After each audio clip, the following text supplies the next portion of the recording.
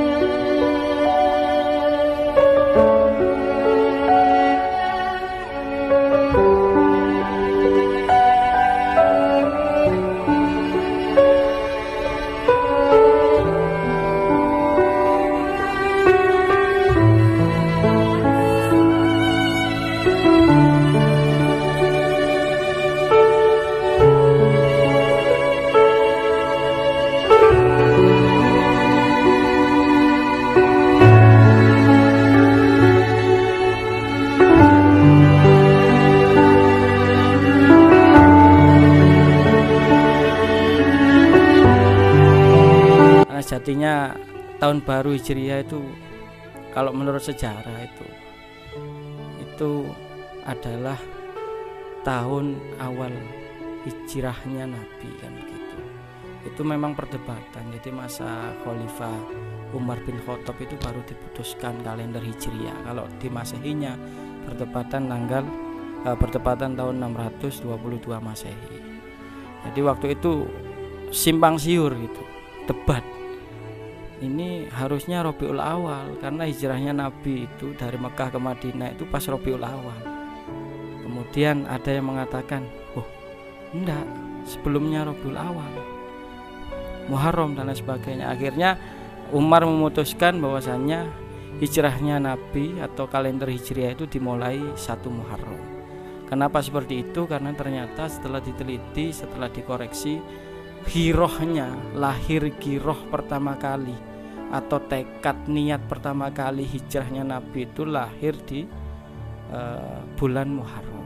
Akhirnya diputuskan atas saran sahabat Utsman dan Ali. Lantas apa yang kita lakukan, yang harus kita lakukan di bulan Muharram? Muharram ini juga salah satu bulan yang Muharram itu kan pantangan. Kalau arti hurufnya di bahasa Arab itu pandangan, haram untuk berperang. Ada Dzulqa'dah, Dzulhijjah, Muharram, ini berurutan. Satu lagi bulan Rajab yang haram berperang. Jadi harapannya itu kita harus lebih baik lagi. Dari yang bodoh kita belajar merubah diri. Dari yang mungkin hanya mengharapkan kita berusaha untuk membagi. Dari yang gelap kita berusaha untuk menjadi terang, kita berusaha memberi manfaat. Itu sebetulnya harapannya. Ada satu amalan yang dianjurkan, yaitu wasumu yauman qablahu wa yauman ba'dahu. Sebetulnya anjurannya itu puasa. Jadi puasa Tasu'a, puasa Asyura. Itu kalau di bulan Muharram. Itu yang paling kuat. Ada 3 hadis memang, ada yang 9, 10, 11, ada yang 9, 10, ada yang 10, 11. Tapi yang paling kuat rojihnya yang 9, 10. Oleh karenanya kalau memang kita sempat, monggo puasa, karena itu ganjarannya dikatakan juga virusana al-madiyah, menghapuskan dosa-dosa kecil. Karena kita manusia tidak sadar, kadang kita melakukan dosa baik disengaja maupun tidak, itu pasti kita lakukan. Al-insan makhlul khata' wa nisyan, itu pasti. Tempat salah dan lupa itu pasti. Itu sejarah sedikit tentang bulan Muharram.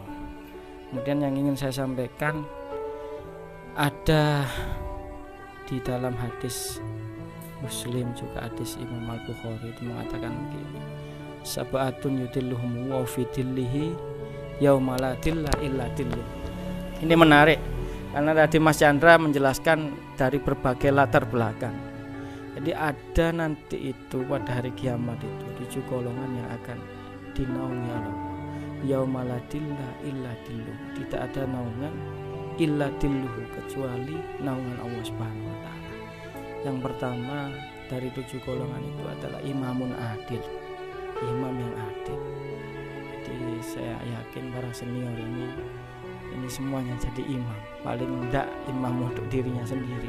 Saya enggak nyindir Mas Lukman ya, Mas Lukman ntar lagi insya Allah jadi imam ya. Cuman memang kenyataannya begitu Mas.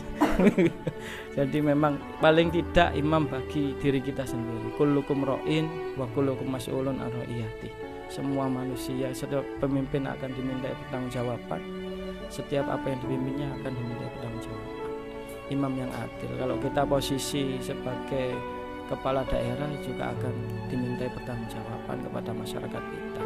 Kalau kita kepala keluarga ya bagaimana kita adil kepada anak-anak kita, kepada keluarga kita dan lain sebagainya. Itu yang pertama. Kemudian yang kedua yaitu wasyabun nasya'a fi ibadatillah. Jadi ketika ada anak-anak muda, ini kita insya Allah masih muda, nasya'a itu tumbuh kembangnya itu taat di jalan Allah. Ini yang akan dinaungi. Mudah-mudahan kita masuk nanti ya. Nanti kita paskan posisi kita, porsi kita yang lebih pas di mana. Atau kalau kita mau ambil 7-7-nya fadol, kalau memang kita bisa kenapa tidak. Jadi tumbuh kembangnya pemuda itu di jalan Allah. Kemudian yang ketiga warajulun mu'allakun qalbu fil masajid. Jadi alhamdulillah Mas Chandra membangun musola ini, harapannya masyarakat sekitar ini di musola tuan rumah ini, harapannya ada orang-orang yang hatinya selalu terikat pada masjid ini. Hatinya selalu terikat pada masjid ini. Itu karena salah satu golongan yang akan dinaungi Allah, tidak ada naungan kecuali naungan Allah. Kemudian yang keempat ada warajulani tahabban fillah. Ada 2 orang yang saling mencintai karena Allah. Ijtama alaihi wa tafarraqa alaihi. Bertemu karena Allah, berpisah karena Allah. Kita juga sama. Kita akan bertemu di masalah karena Allah. Suatu saat kita berpisah juga Allah yang ngatur sudah. Yang penting kita berusaha untuk semaksimal mungkin bagaimana memberikan apa yang bisa kita berikan. Kalau kita bisa memberikan mal ya kita berikan. Kalau hanya bisa memberikan tenaga ya kita berikan. Kalaupun hanya senyum, doa yang kita bisa berikan ya harus itu yang kita bisa berikan. Kemudian yang kelima warajulun da'athu imro'atun. Ada orang-orang yang dipanggil suatu imro'ah atau seorang perempuan datu mansibin wa jamalin, yang punya harta, tahta, pangkat tinggi, kemudian kecantikan, tapi dia mengatakan faqala ini akhafu, sesungguhnya aku takut kepada Allah. Artinya dia sangat menjaga dirinya. Jadi itu juga salah satu golongan yang akan dinaungi Allah di hari kiamat.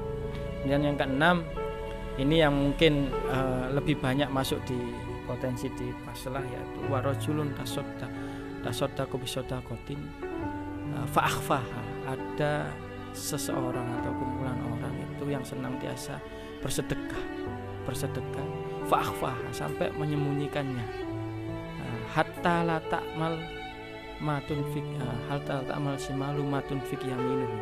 Saking seringnya sedekah, saking seringnya keluar uang untuk membantu sesama, untuk gotong royong, memberi manfaat kepada orang, saking seringnya hatta la ta'lam shimalu, sampai tangan kirinya itu tidak tahu.